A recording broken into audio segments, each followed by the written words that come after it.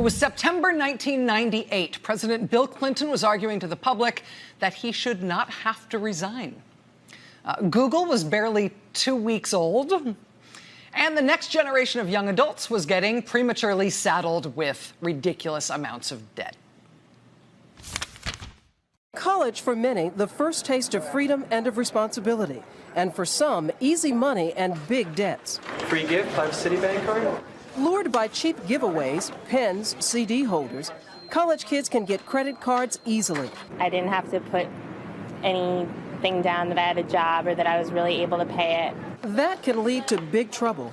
The average credit card debt for students is $1,800. A recent study by a Harvard law professor shows 250,000 young people file for personal bankruptcy before they're even 25. We're talking about young people who are beginning their lives, their professional careers, and starting families by declaring themselves financial failure because of the debt they've run up while they're in college. Recognize that familiar face? Elizabeth Warren was a professor at Harvard Law School and an expert in bankruptcy law. But at this point in her career, she had not only gained a reputation for being able to explain the financial industry and the financial system in a way that made sense to regular people at home, she also specifically gained a reputation for telling you things that were helpful to your own life, but that the financial industry really didn't want you to hear. When credit card companies prey on the vulnerable, it's just a way to fleece the young people of America.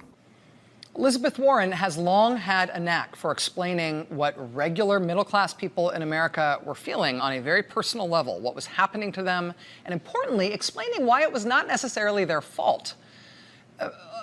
A side effect of Elizabeth Warren's public profile before she ever became a figure in American politics was that she took the shame out of the financial struggle that regular working Americans have faced as the system has served them less and less well over time.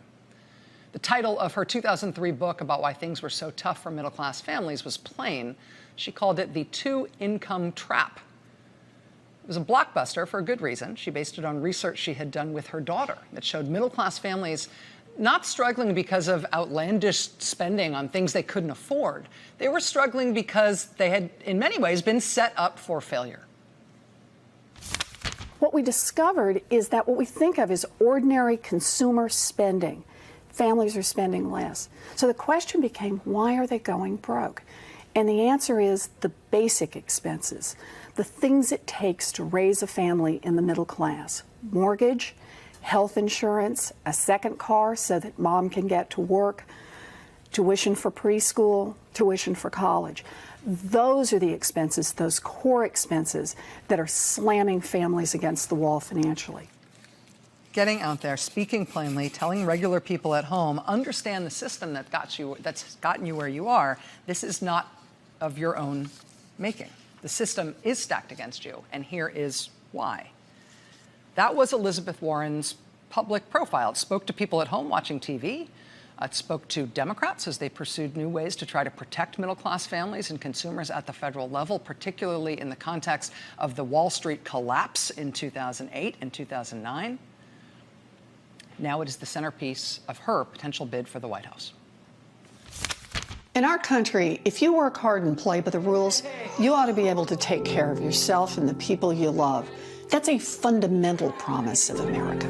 A promise that should be true for everyone. I've spent my career getting to the bottom of why America's promise works for some families, but others who work just as hard slip through the cracks into disaster. And what I've found is terrifying.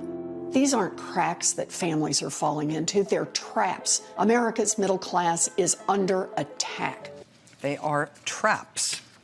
This is talk about consistency. This is the message that for decades has made Elizabeth Warren a fairly terrifying specter to Wall Street and to the people who benefit from how the system works now and the way the system is stacked against regular Americans.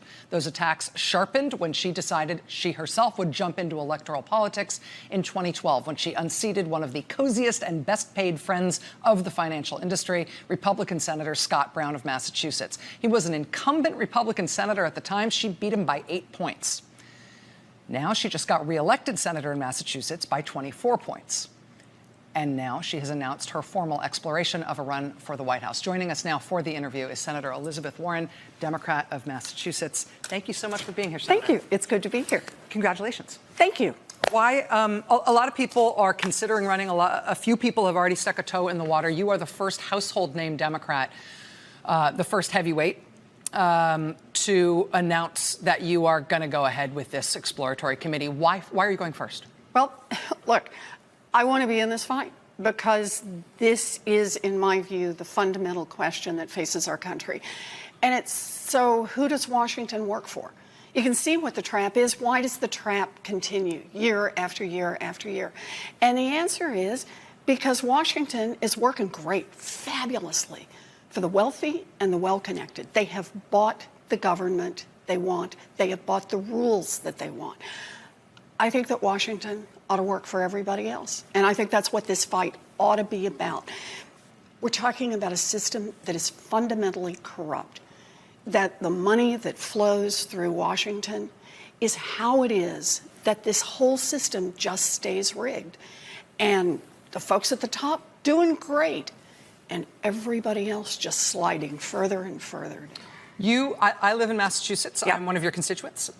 Good. You were just reelected. You just voted? I did yes, just vote. Good. You just won in a landslide. I can see a future for you where if you could live to be 300 years old, Massachusetts would continue electing you until you were 300. I can imagine you, because of what I know about Massachusetts and because of what I know about you as a politician and your beliefs and your skills, that you could go back to, you could build a lifelong rest of your career in the Senate and become the liberal economic populist lion of the Senate. And I can imagine you doing a lot of good in that role. I don't know, if I were you, why I would prefer to try to achieve those goals as president rather than trying to continue to achieve them and build on what you've already done in the Senate. So look, this isn't about me. This is about tens of millions of families across this country who are getting cheated. And they're getting cheated on financial products. They're getting cheated on prescription drugs, a Washington that works great for drug companies, not for people who are trying to fill prescriptions. You can just keep going through the list. It's working great for oil companies that want to drill everywhere, not for families who have children that want to breathe the air. This is truly about what kind of a country we're going to be. And look, I never thought I was going to get in politics, never in a million years. But I got in this because I believe this is the fight that we must fight. And I can't tell others to go fight it. I have to be in there right alongside them. We are building a movement across this country. You saw it.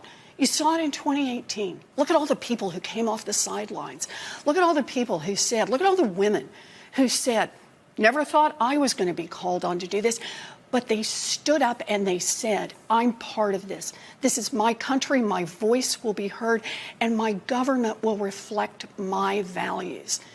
That's what I believe. And I think the best place to fight that is right there from the presidency of the United States of America. In terms of the Democratic Party right now, this is going to be a huge year in Democratic politics. I mean, it has been sort of the Trump show. Yeah. Since the 2016 election, because it's been honestly a bizarre spectacle to have somebody of this caliber behaving the way that he is in that office. This will be the Democratic Party's show this year, and there will be an incredible competition to be the candidate to take him on in 2020, and the Democrats will get to show what they're made of in terms of having control of the House. How do you fit into this year's Democratic Party? We've got this new class of House lawmakers is coming in with outspoken lefties and socialists and environmentalists and feminists and all sorts of upenders of the status quo.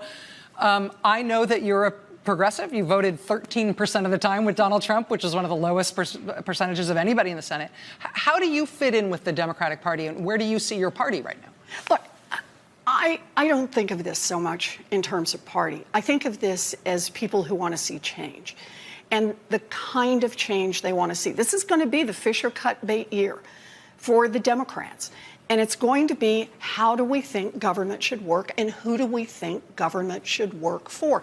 In fact, let me give you an example of that. Just think about this upcoming Democratic primary.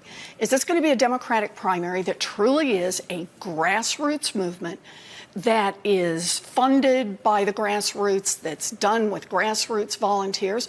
Or is this going to be something that's just one more plaything that billionaires can buy.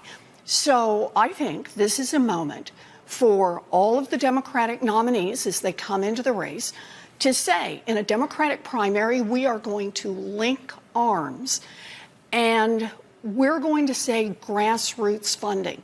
No to the billionaires. No to the billionaires, whether they are self-funding or whether they're funding PACs.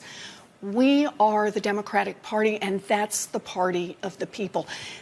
That's how we not only win elections, that's how we build movements that make real change. And that's what we've got to do. We got to win, but then we got to produce. And that's only going to happen if we've got a whole movement underway. When you talk about billionaires in the Democratic primary, Tom Steyer is considering running. Michael Bloomberg is apparently considering running. Do you specifically mean that anybody who's a billionaire should be precluded from running? Of course not. I just mean that people should not be self-funding. And they should not be funded from PACs from other billionaires. That a primary is an opportunity to hear from the grassroots, to see what you can build, to see what kind of energy is out there. Get out there. Trust your message. Trust what it is that you're fighting for. And if someone else wants to fight for something different, trust them to get out there and fight it. And then let's see where grassroots America is. Let's see where people across this country say, you know what? I want to be part of this. I am in this fight all the way. Senator Elizabeth Warren is our guest. Senator, I'm not going to let you leave for a good long time. Stay right there where you are. We'll be right back with Senator Elizabeth Warren.